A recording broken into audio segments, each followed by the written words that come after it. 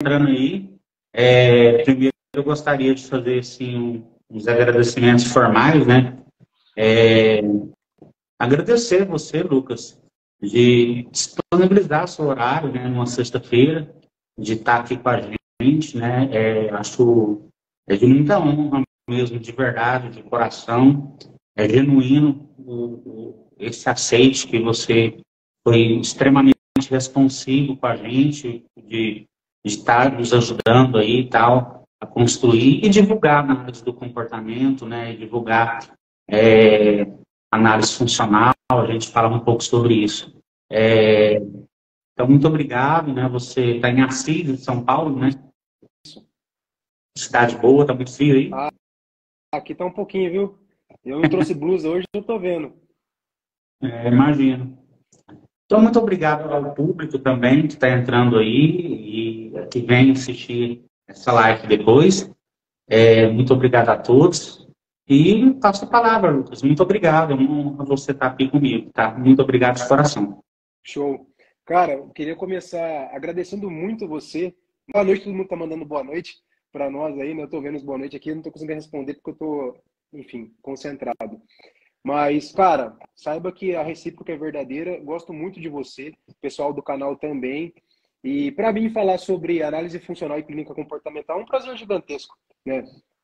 Porque antes de fazer terapia eu enxergava a vida de um jeito, antes de cursar psicologia também, e depois que eu me formei, me especializei em análise comportamental clínica, que é uma das minhas especializações, né? Atualmente eu estou cursando gestão de comportamento em organizações, que é a OBM, que é a análise do comportamento aplicada no contexto organizacional. Então, a análise do comportamento é a minha vida, né, cara? É o jeito que eu acredito que é a lente que eu...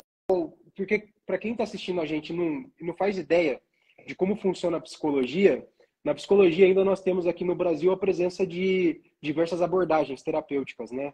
Então, pô, você vê pessoas, psicólogos humanistas, psicólogos gestaltistas, você vê psicólogos psicanalistas, analistas do comportamento, cognitivo-comportamentais, contextuais, enfim, né? Tem essa porrada de coisa. E eu, Lucas, eu me considero analista do comportamento, né? Tanto que as minhas áreas de estudo são nessa área. Depois fiz minha formação em ACT, em terapia de casal, também pela Atitude Cursos, inclusive você marcou Atitude Cursos na publicação, né?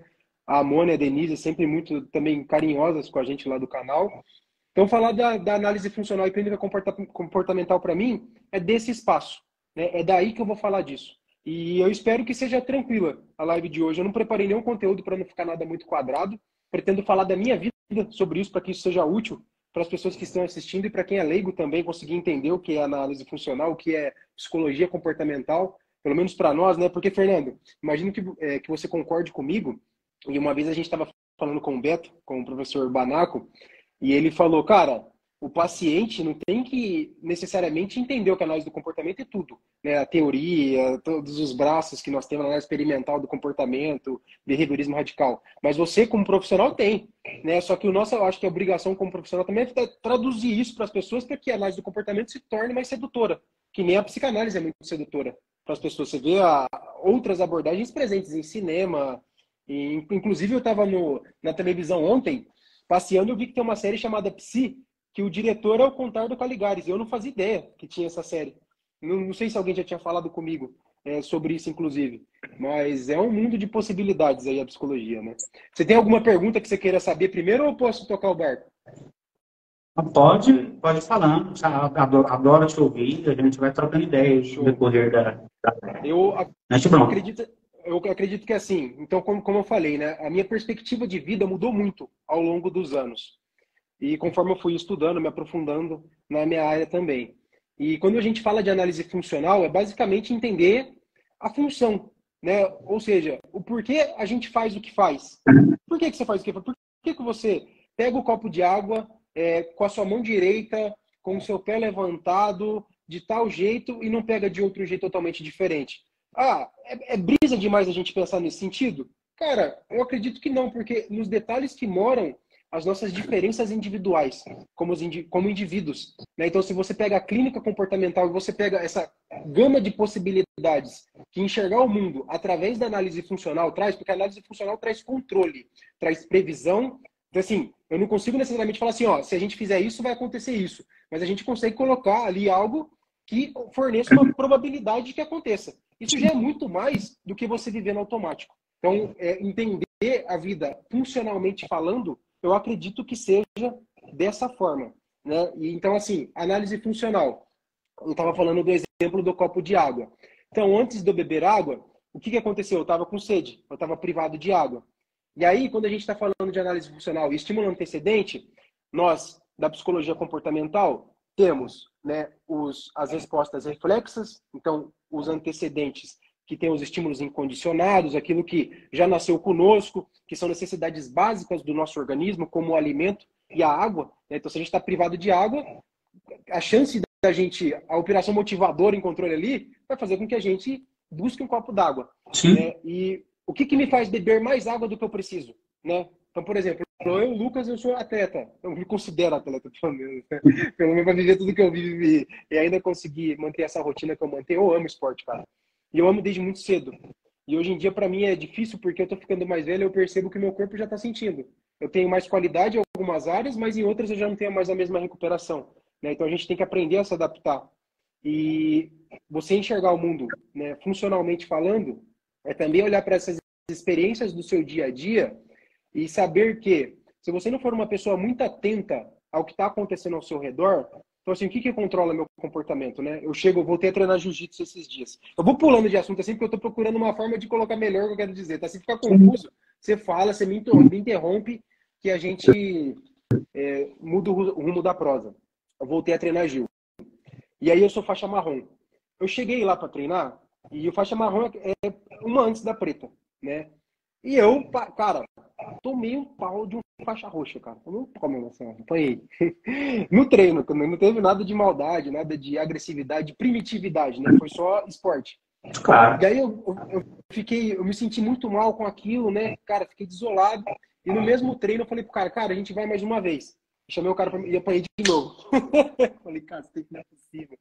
E o cara faixa roxa, faixa marrom. Né? E aí eu tava voltando, depois de um tempo parado, depois de perder o ritmo de treino.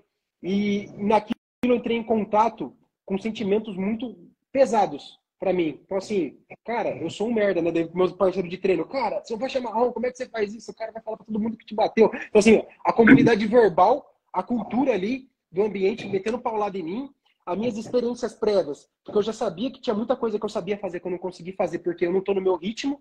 Então, é uma porrada de contingência acontecendo ao mesmo tempo que está tentando governar o meu comportamento. Né? E quando você enxerga funcionalmente a vida, você fala, cara, o que vai controlar meu comportamento? Será que então eu vou tomar um pau e nunca mais vou treinar? Eu vou falar assim, ah, não, eu tava voltando, por isso que você me bateu. E não, cara, talvez mesmo se eu tivesse bem, eu ia ter apanhado aquele cara naquele dia. Esse não é o ponto. Mas o ponto é o seguinte, eu, Lucas, eu me obriguei, falei assim, cara, vou voltar no próximo dia. E voltei, e voltei, e voltei, e voltei, e tô treinando cada vez mais firme de novo, com o intuito de competir. Não agora, mas daqui 1 ano, 2 anos, a hora que o Instituto estiver rodando certinho, né? Então, o estímulo antecedente que controla o nosso comportamento, o comportamento em si e as consequências, né? Que se a gente fala de comportamento operante no behaviorismo radical, a gente está falando de consequências que selecionam o comportamento. Então, aquilo vai ter maior ou menor probabilidade de acontecer. Aquilo vai sinalizar um contexto de extinção, né? Que, tipo assim, se você fizer, você não vai obter nada em fazer aquilo, ou se você fizer, você vai ter algum benefício. E olha só que legal, fazendo a pós em gestão de comportamento em organizações, estou tendo aula com o professor Helder Gusso. Cara, o cara é uma das referências em OBM. Né? A gente tem live com ele no canal do Berrecas, tem episódio de podcast. E ele falando de um exemplo de uma empresa que o chefe chamou ele lá para fazer uma análise, né, do contexto, um analista do comportamento nesse contexto organizacional vai analisar, fazer um diagnóstico da empresa, né, o porquê que os funcionários estavam desmotivados. E aí ele falou, cara, então tudo bem, vamos analisar por que os funcionários estão desmotivados. Aí ele conversou com o cara que contratou o serviço, porque para entender qual que era a vontade, a necessidade do cliente, a partir disso, construir uma análise funcional individual para a empresa, né? E beleza. Aí ele foi lá, fez o diagnóstico e descobriu algumas coisas, né? De questões do profissional que contratou o serviço. Às vezes não está conseguindo pagar o salário em dia dos funcionários, mas está postando uma vida mais luxuosa que os funcionários tinham acesso. Então, isso ia controlando o comportamento das pessoas, né? Pessoas que falam que pregam pela segurança dos empregados, mas eles valorizam produtividade ao invés de segurança. Então, ao invés de eles promoverem comportamento seguro, eles promovem comportamentos de risco, com a forma de comportamento seguro. Então, quando a gente está falando de análise funcional e clínica comportamental, eu acho que não engloba só o contexto clínico, engloba toda essa gama de possibilidades. E para mim é um prazer imenso falar sobre isso, porque quando eu era estudante, eu sentia muita falta de profissionais que explorassem isso ao meu redor, né? Encontrei o Luciano, tanto é que nós criamos o canal dos Berrecas, encontrei a professora Patrícia, a Fabi, mas assim, poucas pessoas que se aventuraram no mundo do behaviorismo radical mesmo, assim, comigo para a gente debater e conversar. Então, cara, eu que agradeço. Você tem alguma pergunta de algo que você queira saber da trajetória, alguma dúvida específica, alguma contribuição para a gente bater um papo? Eu já falei demais, pô, cansei a garganta. Tem que atender hoje ainda. Tá tranquilo, toma água aí. Não, muito interessante isso que você falou, Lucas, porque até com a live com a Ana Karina Farias, ela estava falando muito sobre isso, né? Que o analista do comportamento ele pode atuar em várias áreas, né? Inclusive, ela está trabalhando, parece que no SUS, alguma coisa assim, e dentro dessa possibilidade, ela faz análises funcionais, né? Do funcionamento do hospital, tudo. Que o analista de comportamento ele pode atuar em vários contextos da sociedade, para além do consultório, né? Claro que a gente é mais clínico, né? Eu, particularmente, sou mais clínico. E você também Eu também está me com o seu... considero blogueiro, um pouco blogueiro, né? Mas muito mais clínico também. Adoro. Muito bom. Mas, voltando para essa questão de análise funcional, é muito interessante isso que você disse, né? Porque é análise de contingência. Então, eu considero, assim, que para a analista do comportamento, né, a gente tem que entender, pelo menos, assim, o chão da fábrica, né? Eu sempre falo, que é os 3 níveis de seleções que Skinner propõe para a formação de personalidade. Aquilo, ao meu ver, é o chão da fábrica para a pessoa entender os processos emocionais, as emoções, como é formada a personalidade, a questão do contexto, da cultura, da genética, enfim. E eu acho isso muito, muito bacana, essa sua fala, porque a gente tem que compreender primeiro, né, não se aventurar direto na análise do comportamento apenas naquilo que a gente gosta, né? Como você poucos aventuram realmente estudar a análise do comportamento, mas é preciso entender o chão da fábrica, né? Muitas pessoas, eu atuo muito em contextuais, eu sou mais contextual. Que é um mundo maravilhoso também. Acho que o que tá... É ótimo. Esse livro é excelente. Eu gosto muito da contextual porque ela fala uma linguagem mais livre para a gente comunicar com o paciente. Sim. Mas isso não é que as contextuais não sejam análise do comportamento, né? Ela é oriunda da análise do comportamento. E muitas das vezes as pessoas elas querem ir direto no docinho, né? Elas querem ir direto no... Só a cereja do bolo, né? Mas sem o bolo. só na cerejinha do bolo. E às vezes esquece, né, de estudar realmente, às vezes, e aí não consegue fazer uma análise funcional bem feita. Porque claro que as contextuais é linda, eu participo de vários, né? Enfim, mas a gente tem que compreender de fato o chão da fábrica, né? Se a gente não estudar análise de comportamento em relação a isso, a gente não vai a lugar nenhum. E sabe que exemplo que eu fico pensando? Porque daí tudo que eu fiz na minha vida, e falando no que você está falando, eu fiz voltado para a análise do comportamento, independente se era uma contextual ou não. Eu tenho um livro que está guardado na caixa, que eu não consegui organizar minha sala ainda, porque você viu que está tudo bagunçado lá nos vídeos, do Christensen e do Doss, né, que é o do Diferenças Reconciliáveis, que é um livro da IBCT, então a terapia comportamental integrativa de casal, né, e eu uso para atender os pacientes na clínica. Como eu enxergo a dinâmica do casal funcionalmente? Então, por que esse casal continua se comportando, né, desse jeito que eles estão se comportando? Por que que essa pessoa, sabendo que isso magoa a outra, continua fazendo e continua insensível à dor do outro, mesmo a dor do outro sendo gigantesca, e essa pessoa não está enxergando? Como isso é possível? A gente ser insensível ao sofrimento do outro, mas sem ser por maldade, sabe? E isso acontece. A pessoa às vezes realmente não tem consciência do dano emocional que ela está causando no outro. E quando a gente fala de clínica comportamental e análise funcional, você está falando de ensinar as pessoas a conviverem em sociedade, porque isso é muito importante. Porque senão nós criamos seres humanos despreparados para o mundo, para a vida, para a convivência social, e nós sabemos que isolamento social é sim fator de risco para adoecimento psicológico. Então nós já conversamos com Claudio Oshiro, com Milena, com vários profissionais que trabalham inclusive nas contextuais, análise comportamental, terapia analítico comportamental. Pô, e é unânime, né? Se você se isola, você provavelmente vai deprimir. E não é importante você ter muitos contatos, mas contatos de qualidade. Então, lives como que a gente está propondo aqui hoje, nossa, eu falei até com sotaque agora. Eu acho que elas trazem para nós a possibilidade de pessoas olharem para a vida de um jeito diferente. Porque a gente vive num ritmo tão acelerado de competição, de ter que vencer na vida, de ter um jeito certo de fazer as coisas, né? Então, por exemplo, agora eu sou pai, né? Sou pai do Theo, que tem 2,5. O Noah está vindo ao mundo, minha esposa está com 37 semanas. Te amo, Mariane, meu amor. E cara, criar um ser humano é uma experiência que transformou a função de muitos estímulos. Como assim transformou a função, Lucas?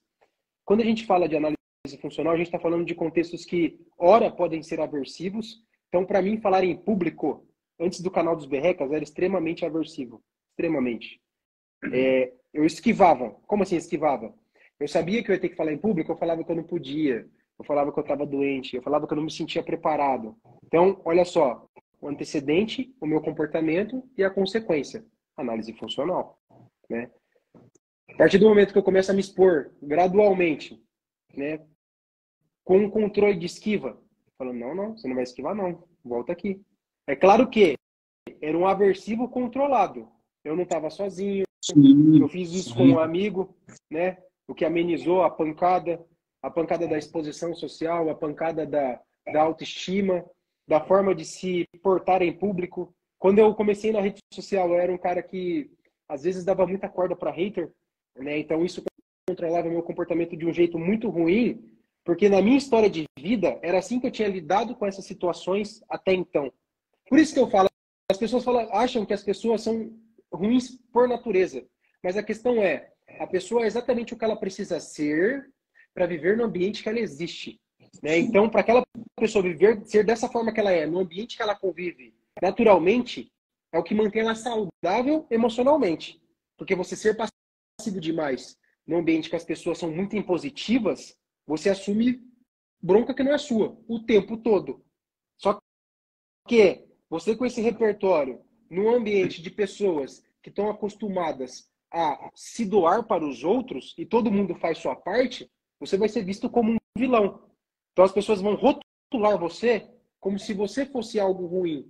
Mas na verdade você tem comportamentos selecionados por um ambiente que, funcionalmente falando, aumentaram a probabilidade de você ser visto como um cuzão.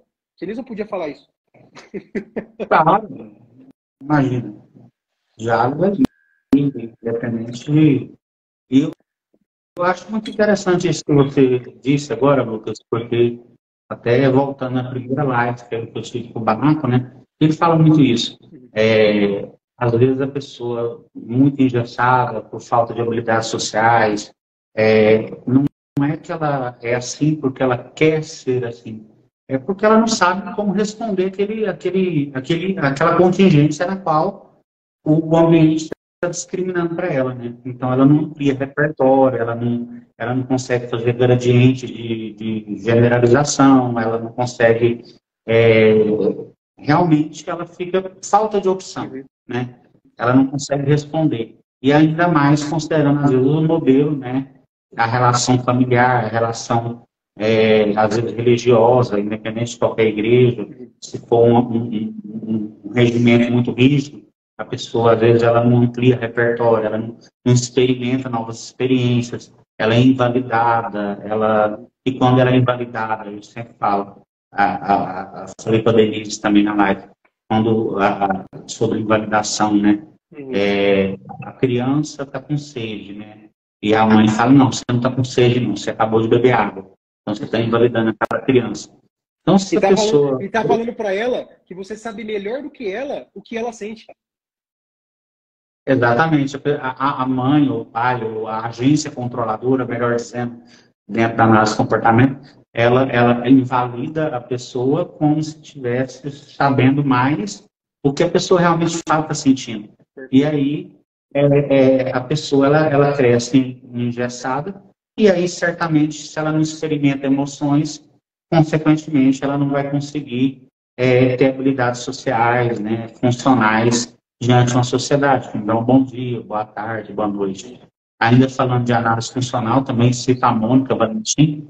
Não sei se você chegou a ver esse vídeo. Um vídeo muito antigo que ela fez, eu recebi esse vídeo pelo WhatsApp, mas fala, né, de análise funcional, ela fala no vídeo que, para considerar, né, análise funcional, a gente tem que considerar o que é mais alto, o que é mais baixo, o que é mais largo, o que é mais estreito. Perfeito. É como sintonizar uma rádio muito difícil, né? Uma rádio muito difícil ali, para você compreender de fato o que está acontecendo. Então, às vezes, a gente não pode sair, de fato, dando diagnóstico ou fazendo intervenções arbitrárias, né? Sem fazer uma boa análise certezas, né? Que é o que as pessoas buscam, e às vezes a gente acaba cedendo por conta de uma aprendizagem que selecionou comportamentos que faz a gente não querer que o outro fique desconfortável. Eu não quero que você fique desconfortável, então eu vou ceder. A gente não fala, cara, isso aí é uma expectativa que vai ser frustrada, infelizmente. Eu acho que não vai ser desse jeito, não. Eu não tenho a resposta que você precisa, não na velocidade que você quer. Porque você conhece você melhor do que eu. Estou te conhecendo agora. Falando agora de contexto clínico. E, cara, perfeito. A contribuição que você deu e que você tá dando para a live, e é isso que torna uma live muito gostosa, né, de assistir. E as pessoas perguntam para nós, né, coisas que fizeram, né, parte para selecionar esse comportamento de exposição. Então, continuando aquela questão que selecionou o comportamento de me expor ao público, sendo que eu ficava muito ansioso e me esquivava. Uma das coisas é isso, é fazer porque eu gosto do processo. Você falou da professora Mônica Valentim, cara, eu amo o trabalho dela. Ela é uma profissional maravilhosa. A Mônica é maravilhosa. incrível. E ela já foi no canal, a gente já fez episódio de podcast também, em parceria com a Dia Lab, né, pelo BRCast Cast com ela. Viver uma vida com sentido, eu acho, alguma coisa assim. E é tudo sobre isso.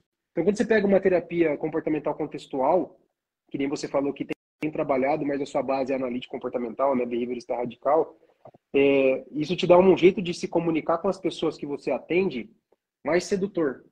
Eu acho que desde que você saiba operacionalizar tudo aquilo que você está colocando para o seu paciente, porque a metáfora é para que a pessoa construa a análise funcional de um jeito meio como Jesus Cristo fazia. Parábolas, né?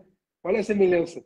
Se você pega as parábolas de Jesus, né, para quem lê a Bíblia, independente de religião, né, ou para quem estuda história, enfim, você vai perceber que era para fazer metáforas. Não literalmente o que estava lá. Se você lê aquilo desconectado do contexto em que foi escrito, você pega pessoas extremamente tendenciosas que guiam multidões.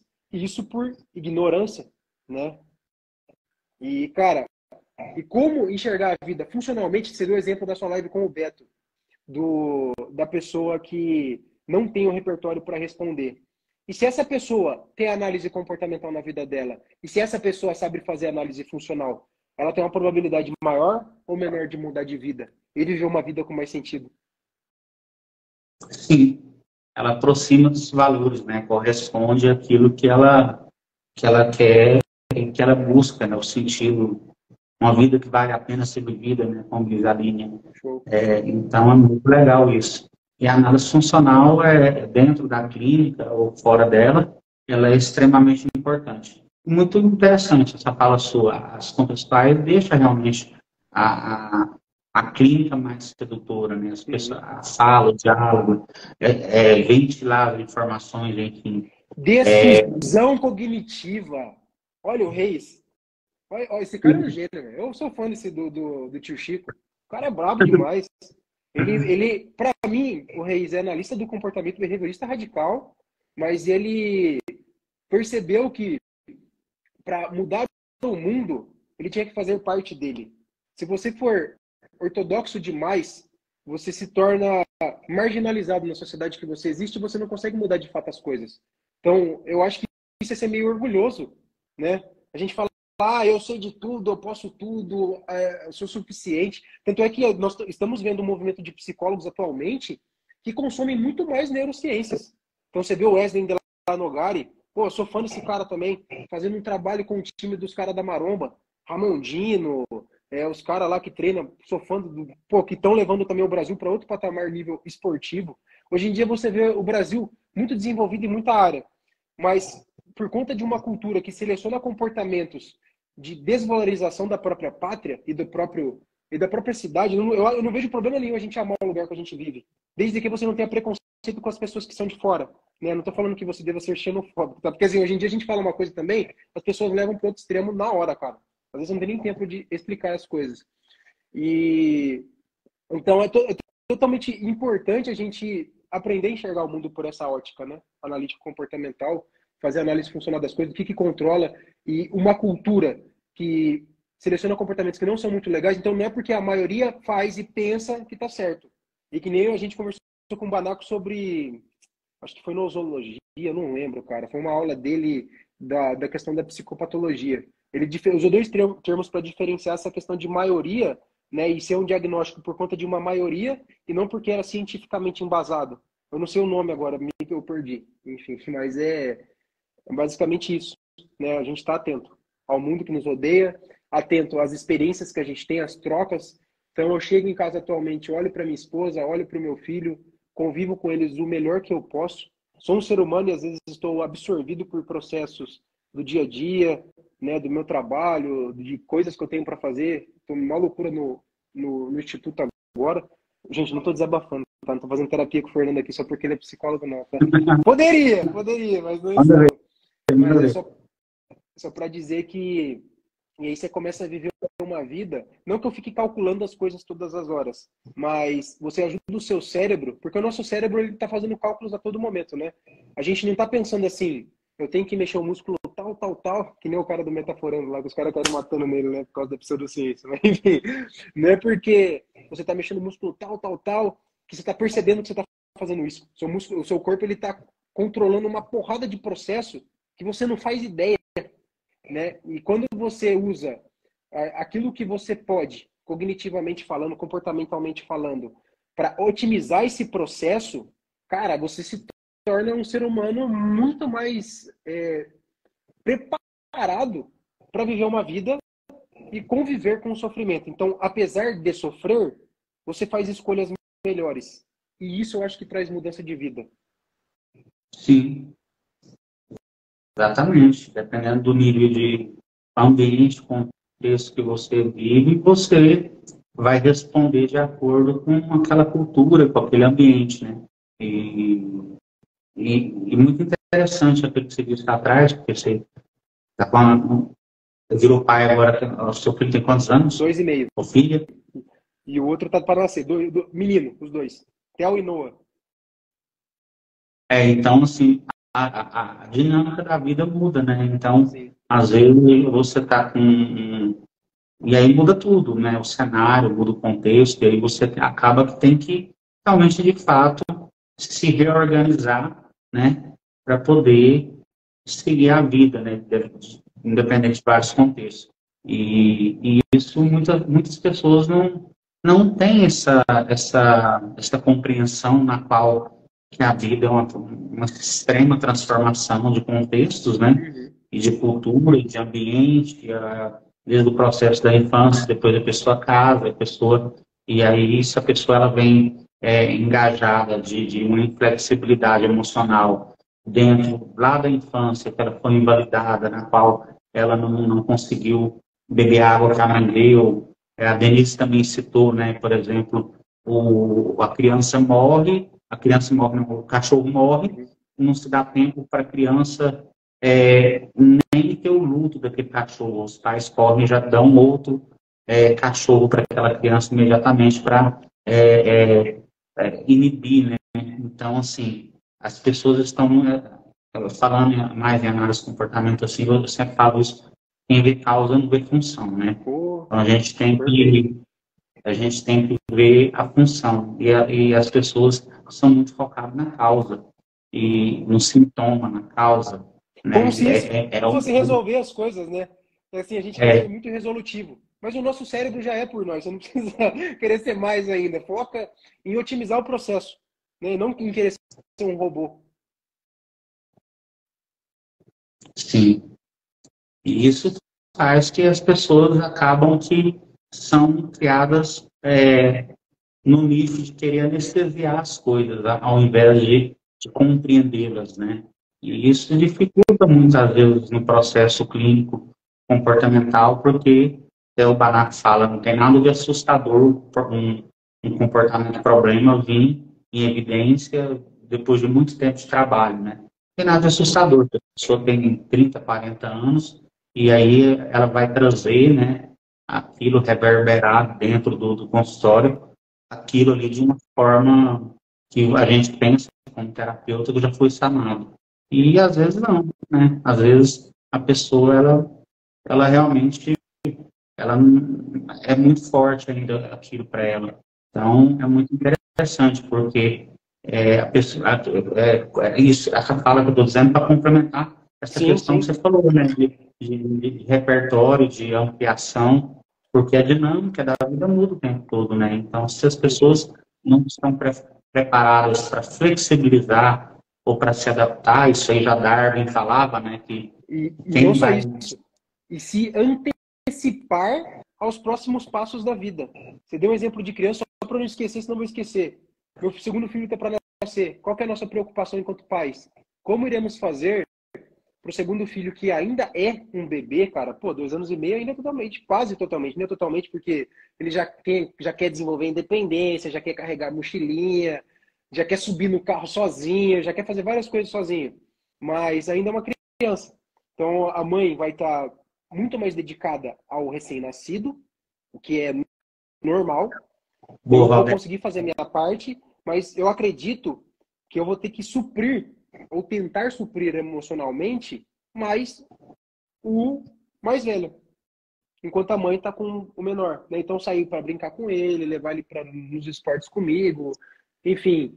Então, a enxergar a vida funcionalmente falando, né, analisar os contextos e tentar prever o que pode se tornar um possível aversivo na nossa vida também. E isso eu estou falando de cálculo, né? Porque uma vida sem planejamento também ela é muito complicada, porque pensa só, Fernando, se a gente, eu como atleta de jiu-jitsu, né? Eu não sou um atleta profissional, nada disso, eu sou um atleta amador, vamos como eu falar assim. Se eu quero dar um armlock, que é uma chave de braço, né? Vamos falar chave de braço que a gente está no Brasil, você não vai chegar lá e puxar o braço do cara e já era. Você aprendeu o movimento? Não. Primeiro você vai aprender a chegar no movimento, a fazer trava embaixo do braço, a fazer trava de pescoço, a aprender isso sem kimono, se você quiser treinar jiu-jitsu sem kimono, para depois você chegar na execução e nos detalhes finais ali e saber como executa o movimento. Aí entra o segundo contexto. Então você passou por essa... Olha lá o Ivo, negão. Pô, esse maluco é bravo, hein? Teve um dia que o Ivo tava lutando no campeonato, eu era faixa branca, ele também. Aí tava meu irmão e eu, assim, na área de lutador. Aí eu olhei pro meu irmão e falei, pô, mano, esse cara aí, meu irmão falou, mano, esse cara acho que ele é faixa preta. Eu falei, mano, mas como assim faixa preta pode estar faixa branca? Não, é impossível. E jamais o Ivo faria um negócio desse, porque o cara é brabo. Mas, enfim. E aí era um cara que a gente competiu junto lá atrás. Sou fã desse cara. Campeão até hoje aí na vida e no jiu-jitsu. E me perdi. O que eu tava falando disso mesmo? Que eu não vou prender, então. Eu aprendo a chave de braço e daí depois a segunda fase é esse movimento pode ou não dar certo desde que eu esteja bem treinado e desde que a situação se apresente. Ou seja, um discriminativo sinalize que a resposta será reforçada. Olha que louco. Você pensar funcionalmente, uma micro-resposta de um atleta que está presente numa cadeia de comportamento. Porque é isso que é a vida. Não é uma coisa só que controla o comportamento. São vários estímulos antecedentes, é uma classe de respostas, então são várias formas, né? Então eu posso pegar água assim, eu posso pegar água assada, eu posso, sei lá, fazer várias coisas para obter a água e tudo tem a função de eu obter a água. São várias formas disso acontecer, é tudo na mesma classe, com várias consequências para esse mesmo comportamento. Então, são coisas concorrendo o tempo todo no nosso ambiente para que a gente sobreviva e escolha as melhores possíveis. Só que se a gente está falando de um organismo deprimido, de uma pessoa que tem um diagnóstico de depressão, que é comprovadamente ali, ela tem uma baixa, né? Até o sistema de recompensa cerebral tá em baixa também, a pessoa enxerga a vida por uma ótica negativa. Isso é cientificamente comprovado. Então, por isso que é importante nós também, como profissionais da psicologia, e eu acredito que mais ainda da análise do comportamento, conhecer processos cerebrais. Não que a gente tem que ser professor de neurociências, não isso, jamais, jamais. Porque é isso que tem profissionais que vão fazer. Mas eu acho que minimamente para a gente entender sobre aquilo que a gente está falando e aonde que o comportamento pode chegar quando você está falando da impossibilidade de alguém fazer algo. Então, se um paciente meu tem uma baixa de testosterona, pode apresentar baixa motivação, pode apresentar comportamentos que se enquadrariam ali em comportamentos que pacientes depressivos apresentam. Se eu não estou atento a processos fisiológicos do organismo, então esses antecedentes fisiológicos, né, são aí quando a gente fala de 3 níveis de seleção, a gente está falando do biológico, está falando do ontogenético, que é aquilo que a gente aprende, está falando da cultura, que é aquilo que já existe, e de micro e macrocultura, inclusive. Então, a live de hoje, eu não sei se esclareceu todos esses pontos. Se tem mais alguma coisa que você acha que pode vir a contribuir, Fernando, se tem alguém que tem alguma dúvida sobre isso, mas eu tentei falar da forma mais aberta possível, menos behaviorista possível também. Não sei se eu consegui. Achei excelente essa fala, muito providencial, assim, e muito bom, né? Porque você se vulnerabiliza também, né? De uma forma falando, você se vulnerabiliza, fala da sua vida também, né? Isso é importante para a relação terapêutica, né? Essa questão do vínculo terapêutico, a relação terapêutica que a gente fala na rádio. E é o que mais dá engajamento realmente para a terapia, né? Para o desenvolvimento da terapia. Se você não tem uma boa relação terapêutica, você não consegue, de fato, desenvolver um bom trabalho ali. Então, por muita parte do tempo, a gente tem que fazer vínculo na terapia, na clínica comportamental, e durante isso a gente está ali processando, fazendo análise funcional, colhendo informações, né? O antecedente, o contexto, em qual contexto que ocorreu, como disse citei a Mônica Valentim, se é para cima, se é para baixo, se é para o lado, se é maior, se é menor, e sintonizar essa rádio muito afinada, muito polida, ela é muito difícil. Porque a gente também, Lucas, às vezes a gente erra na análise funcional, né? Sim, porque a gente compreende, porque nem sempre assim, é impossível controlar o incontrolável. Uhum. Por exemplo, quando você, na live com Medeiros, com Carlos Medeiros, a gente falando sobre regras, né, deu um exemplo lá que ele falou para um amigo dele e na menina, enfim, na live ele fala. E aí, assim, a gente não tem controle das contingências, porque os SDs estão piscando o tempo todo, né? Como você falou. Sim. É um monte de SD ao tempo todo ali naquele ambiente e a gente não tem... Todo mundo, para os nossos filhos no mercado, com as prateleiras baixinhas, com aqueles brinquedinhos. Por que os caras do mercado colocam o brinquedo tão baixo? Para selecionar o comportamento da criança, cara. É simples, é análise do comportamento. É antecedente, resposta e consequência. É análise funcional. Olha como psicologia comportamental deveria ser básico em escola, em família, em tudo. E é muito interessante isso, porque assim, a gente vê a análise de comportamento, a gente começa a compreender uma forma amplificada, né, no comportamento consumidor, né? Falamos sobre isso. E acaba que a gente... trabalhador, da nossa família, do nosso relacionamento. Na vida, né? Os estímulos discriminativos estão no ambiente o tempo todo. Então, lá quando o Carlos Medeiros fala, olha, é muito perigoso a gente emitir regra dentro da terapia, né? Uhum. Porque eu acho que por um momento você mencionou esse negócio, as pessoas ficam pedindo regra. Uhum. E aí é muito perigoso, porque a gente não consegue controlar o incontrolável. Essa terceira pessoa que está no ambiente, a gente não sabe como é que ela vai responder. Então, Perfeito. como que você emite uma regra para o seu paciente, para o seu cliente, é para ele fazer tal coisa, se de fato ele vai emitir isso lá, mas a gente não sabe o comportamento, a cultura, os 3 níveis de seleção dessa pessoa, de onde ela vem, o que o contexto, o ambiente está discriminando naquele momento. Até porque a gente não tem função de juiz, como disse o Roberto Banaco no Por Dentro da sessão que ele atende a Capitu. Né? A gente não é juiz, nós Sim. somos psicólogos. Mas nós temos acesso ao comportamento verbal do nosso cliente. Não devemos fazer interpretações do contexto como se aquilo fosse a única verdade existente, porque cada um só vê até onde seu pé pisa. Então, olha, nós como profissionais também atentos a todo o processo e também a como aquilo nos impacta. Olha outra, você falou de análise funcional, você falou de vínculo terapêutico, de FAP, e quando você evoca um comportamento problema no seu paciente, você coloca em extinção, você reforça comportamento de melhora, você observa se o seu reforço de comportamento de melhora realmente foi útil. Só que tem que tomar muito cuidado, como você falou. Se você dá uma regra para o seu paciente e aquela regra é algo que não vai acontecer, então meu paciente tem um joelho lesionado, eu falo para ele, não, cara, você tem que voltar a jogar bola. Ele não vai conseguir jogar do mesmo jeito que ele jogava antes, ele pode se machucar mais e pode sair ainda mais frustrado. Como que isso vai ajudar a pessoa? É muito perigoso, né, a gente dar regra, porque se torna um reforço intermitente. E aí, reforço intermitente, você já sabe que para pôr em extinção é uma coisa. Ixi, Maria. Né, Os não relacionamentos tóxicos estão aí para mostrar isso, né?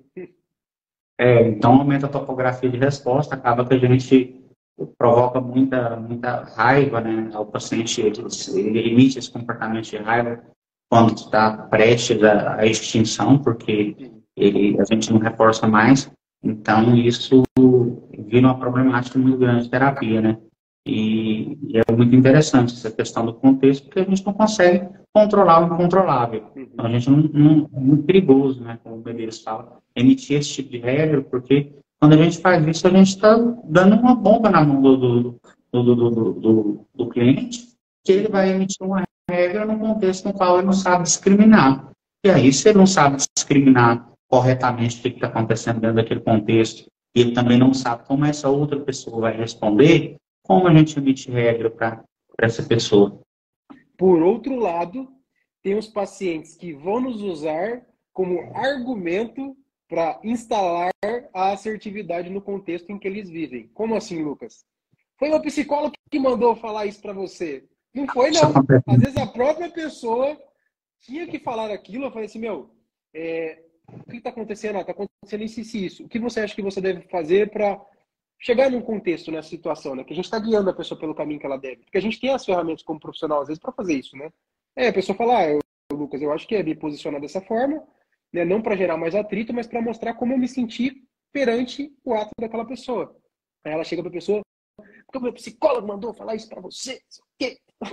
Dava assim, eu falei que foi você, Lucas. Eu falei, não, pode falar, não tem problema. Desde que isso auxilie você, porque o que acontece?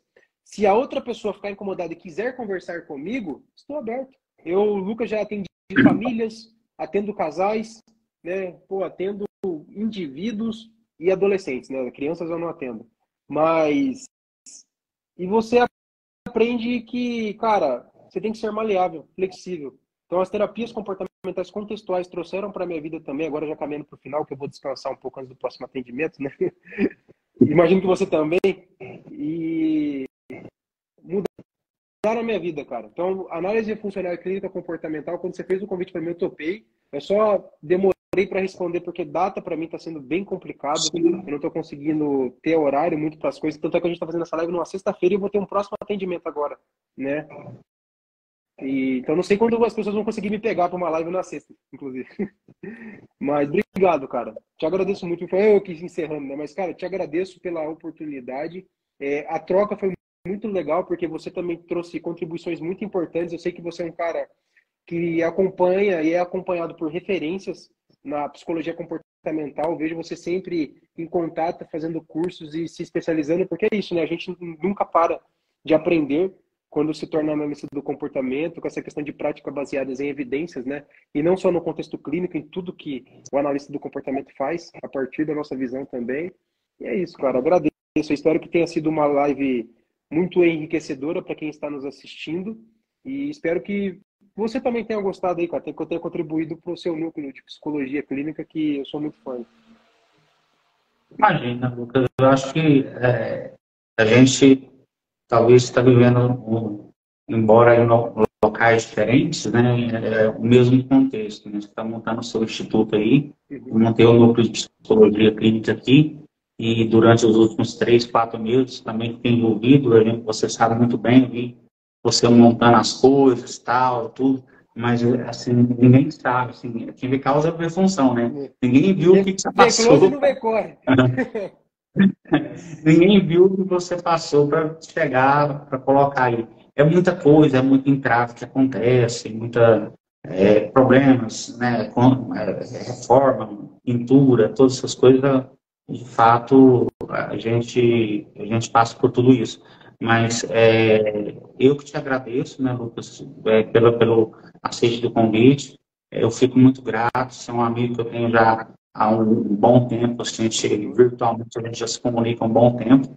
E quando eu passar em Assis, aí, de repente, carro, em férias, aí, eu passo para te dar um abraço, tirar uma foto, tal, A gente fazer toma aquele uma negócio. breja, né? Um shopping.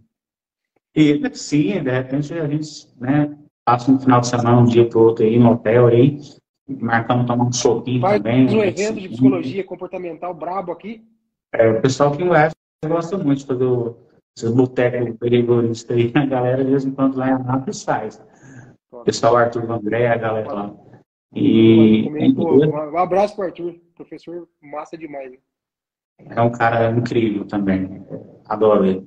E eu te agradeço, cara, foi uma live que agregou muito, a gente falou bastante, né, de análise funcional, muito rico sua fala, né, você tem formação em várias coisas, né, formação de casal, formação em arte, e ainda está fazendo uma outra formação aí, pós-graduação. Então, sim, parabéns pelo estudo, né, é um incentivo que eu te dou, né, continue assim.